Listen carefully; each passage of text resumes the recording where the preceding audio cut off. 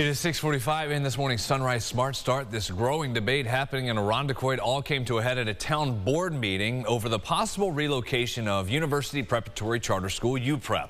It is looking to move to Ridge Road in the town after 13 years here in Rochester. With 450 current students and more on the way, UPrep says it simply needs to find more room. So there are plans to build more class and athletic spaces in the proposal. But homeowners have their own concerns. The three main issues for them: traffic, property values, and the environment. I just think that the area that they're trying to go in is not conducive to the school. These kids can look in my front window, and my front yard is very tiny. With loss of all this beautiful land we have, the wildlife that comes around. Before this moves ahead, the town says the official application has to come from UPrep, which it hasn't. The new deadline for that to be given to the town is March 21st.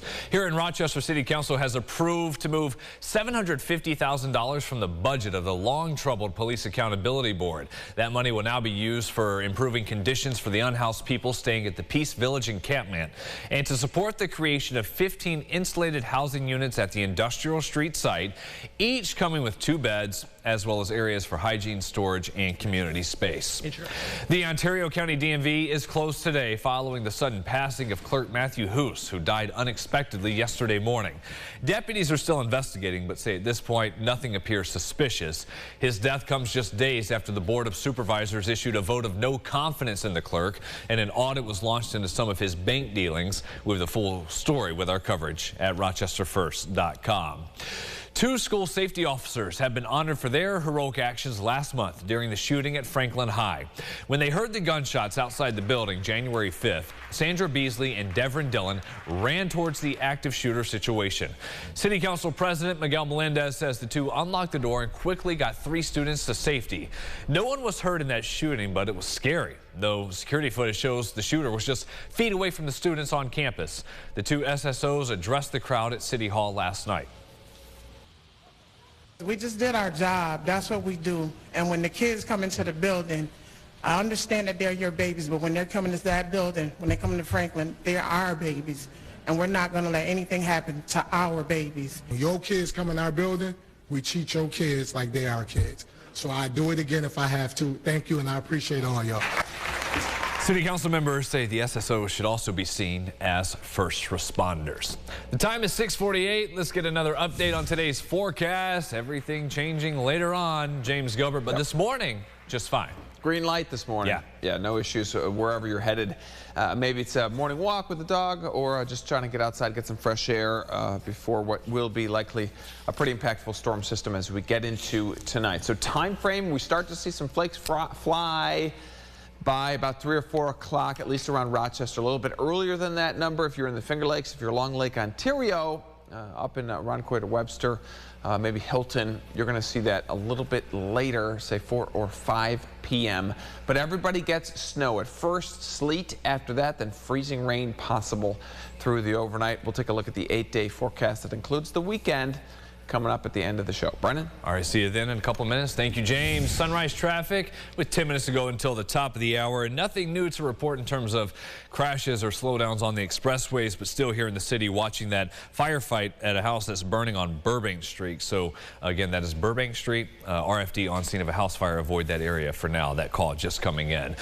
Back to the weather to come tonight. With ice comes the chance of losing power and dealing with outages. RG&E sent a message ahead of time telling customers what it's doing with teams to prepare for potential impacts around the region overnight into tomorrow and the weekend by mobilizing crews, equipment, and other resources. It's also urging everyone to get ready for, the possibility of service interruptions over the next couple of hours heading into tomorrow.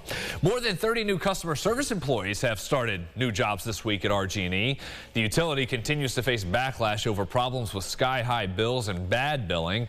This is the first class to graduate from virtual training, and employees do have the option to work from home. The company says this is needed to help the call centers reduce wait times. The RG&E claims the backlog of manual bill reviews has dropped more than 40% over the last year. Plans are in the works to improve the emergency department downtown at Strong Memorial Hospital. $1 million in federal funding will help do that to cover the expansion. This will triple the size of the department and add more than 200 exam and treatment stations and a 9-floor inpatient bed tower. The expansion should be done and open by 2026 or sometime in 2027. Staying with health news, we've been covering a surge in heart attacks in young adults across the U.S. since the pandemic hit. These new findings come from a study from a hospital in L.A. Jatira Marsh interviewed a local health professional to see if we're also seeing these types of emergencies here. Jatira. Brennan, we sure are. Dr. Chris Cove with UR Medicine Cardiac Care says heart attacks in young adults is an alarming thing to witness, and we are seeing an increase because of COVID. The pandemic has created long-lasting effects related to less access to health care, job loss, food insecurity, and additional stress. Cove says these effects seem to have hit younger adults harder, and what was once a rare occurrence is now happening more. He breaks down how COVID comes into play to cause a heart attack.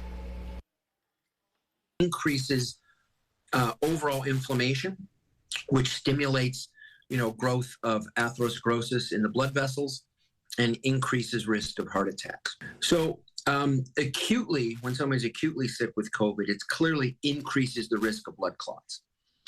So that's one aspect of it. Chronically, the COVID probably causes this inflammation response. We know patients with chronic inflammations have higher incidence of heart attacks.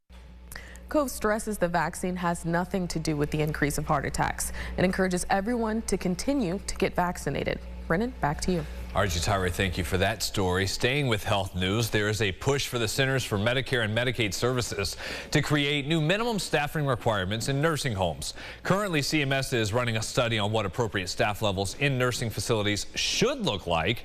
In a letter, New York Senator Kirsten Gillibrand says the change would ensure high-quality care for our most at-risk population. The Democratic lawmaker adds the link between staffing levels and care are well established. That's why this is needed. A petition is going around against Governor Kathy Hochul's all-electrification plan to try and reverse the proposal. Under that, by the end of 2025 here in New York, Hochul hopes to eliminate the installation of gas-based furnaces in new single-family homes. If approved, those plans would also extend to existing single-family homes by 2030. In a few days, the petition from local Republican State Assembly member Marjorie Burns has picked up nearly 1,000 signatures. I'm not against, conversion to electric. My problem is the aggressiveness which this legislation is taking us is to a point where it's going to overwhelm the grid. The amount of electric that's going to be required is going to literally be not sustainable. The governor's office tells us the proposal would not apply to gas stoves. We'll see if it makes it in the state budget. That is due April 1st. Trillium Health has a new president and CEO taking over. That's Jason Barnicut-Kearns. He'll officially assume the role this summer. We sat down with him to talk about plans for the future of the group. His priorities include increasing access with the resources available, connecting better with the community, and increasing financial stability so the group can expand and reinvest in a region which he says needs that type of support. Being part of the community, really understood the need for a health center that actually provided affordable care to everyone, especially around LGBTQ, but also the underserved community. And as I got to know Trillium and as we expanded our FQHC, it was like, yeah, there's a need here in Rochester. So I've just become aligned to the mission. He also wants to raise awareness for factors that contribute to health disparities in a community, saying health is not just about eating well and seeing your doctor. You also have to consider stable housing, among other factors. Final check of the weather. Yeah. It's not looking great for tonight. We're good through this afternoon. Snow to begin, I'd say between 3 and 5 p.m. Then icy roads overnight. Could be tough travel across the region. Maybe even some isolated outages if we get a significant amount of freezing rain. I'm not expecting a lot, so that's why we say isolated here. And then we're watching it because this could have an impact for just about anybody this time tomorrow morning. As we get into the overnight Friday, we've got cooler air that really establishes itself. Maybe some isolated snow showers Friday. Saturday morning, single digits there to start, and then some snow showers by Sunday. We're back in about 30 minutes with updates at 7:25 on the forecast and local news. CBS Mornings up next. Thanks for watching News 8 at Sunrise.